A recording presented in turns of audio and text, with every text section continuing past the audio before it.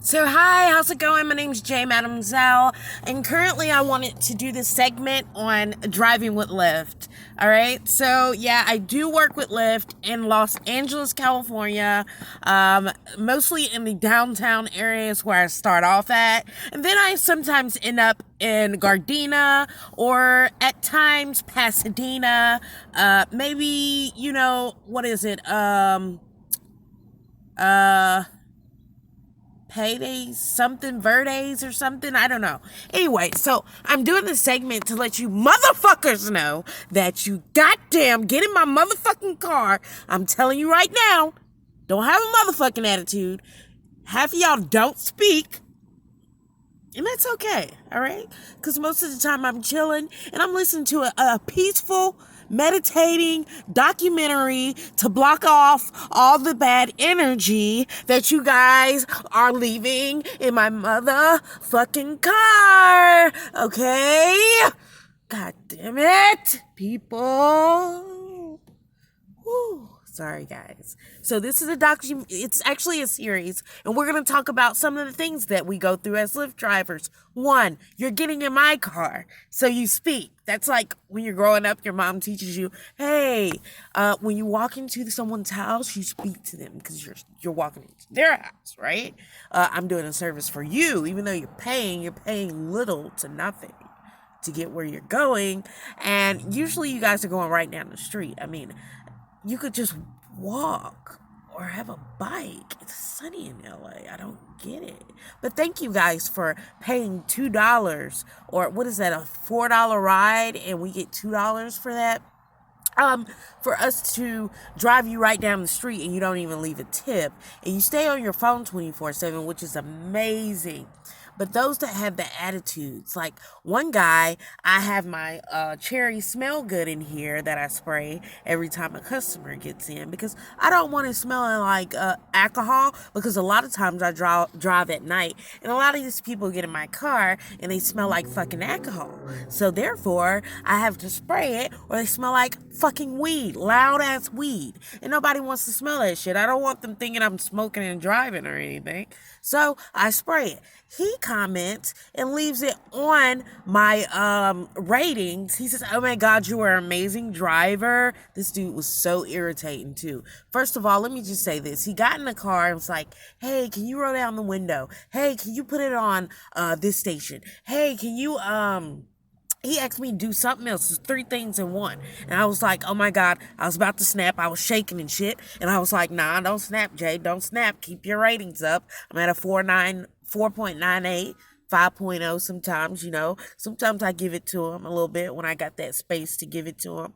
And the score might drop a little bit, but that's so fucking K. Because you had it coming, buddy. You had it motherfucking coming. So anyways, he asked me to, open the window because the cherry is really strong. It smells great, but not for his nose. Well, sir, it is 4:00 in the morning, and you, sir, you smell like reeking alcohol.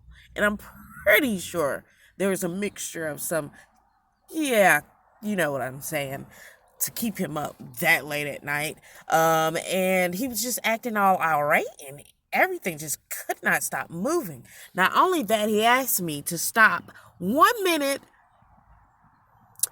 before we get to the house, which I'll usually do. But now I asked the customer, hey, you're going to have to give me a tip now in cash for me to stop. I'm not stopping and waiting for you to tip me on the app, because not one customer has kept their word that did that. So you're not going to play me anymore. So I stopped. He gave me $5 for a tip in cash, and he stayed outside and smoked something. First he was rolling it. Then he asked me, oh, can you want to come and smoke with me in this van?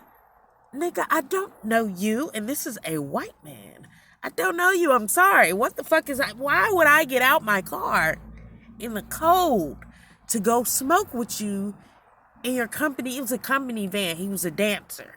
He danced at some company. He was a choreographer, and it was a company van. Why would I get in that van and it's dark and it's a lot of shit going on? And I don't fucking know you. Actually, he was a Arab. Now that I think about it, but all of them look alike until they start talking. But he asked me, after he's rolling, I'm looking at him like, what the fuck's going on, man? Like, what is he doing? He's taking a long time. And I'm thinking somebody's about to pull up. So I start rolling up the windows. He leaves my motherfucking door open, y'all. And it's cold. It's freezing, y'all. And my door's fucking open when he gets out. This back door right here. And I'm like, hey, sir, close my door. It's cold. The wind's blowing in. I don't know who's coming. You know what I'm saying? So I'm thinking, maybe he thinks that he can steal me for trafficking or whatever. But that's not going to happen because I'm going to be prepared. I got my Glock 45 right here, plus my pepper spray. Bitch, try me if you want to. It's going down with a fight. I promise you that. So when I roll up the windows, I'm, in fight or flight mode. Like, I gotta be ready. So I'm gonna fucking roll up my goddamn windows. I'm rolling up my windows. And then I'm locking the door. I know he heard it lock. And he was like, oh, just turn off the car. Just turn off the car. You come smoke with me. And I'm like, nah, I don't smoke weed. Which I don't smoke weed. Even if I did, I would not fucking smoke with you. I don't know what you put in that shit. And the way he was acting, 9 times out of 10, he rolled it with some shit, laced it with some shit. Why can't I see what you laced it with? Why can't I see you rolling? I said, you can sit in the car and smoke. Shit, like, I just want you to really get home. It's right down the street. I don't want to deal with this anymore. So let's continue this conversation, right? Oh, it gets worse. So he doesn't do anything. He gets back in the car. I asked him, we got to go. You only gave me $5. If you want more time in the car, I could give you more time, but you got to pay, brother. And so he's like, okay, I'm going to go home. I'm going to go home. So we're going to his house. Right before we pass by his house, I asked him a question. Why the fuck did I do that? Why the fuck did I do that? I asked him a question about his choreography and, how does it work, comedy and things of that nature. And he says, oh, you just got to keep talking, which is a good advice. So he said, keep driving. So I'm like, okay. So then thankfully a ride comes in and he hears it. And I'm like, yeah, I would, but I have another ride. So I have to go pick them up. He's like, why did you accept it? Are you motherfucking serious? Nigga, you gave me $5. This ride was already 20 minutes. On top of that, it's 4 o'clock in the morning. You're pestering me. Get the fuck out my goddamn car, bitch. Like, goddamn. Motherfucker, you doing too much. Doing way too much.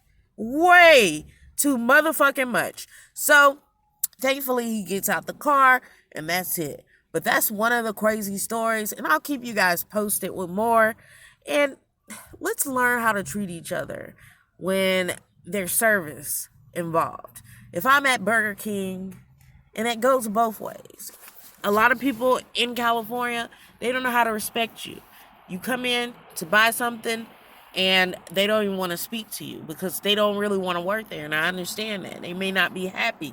They may be going through so many things in life. And I understand that. I've been there, done that.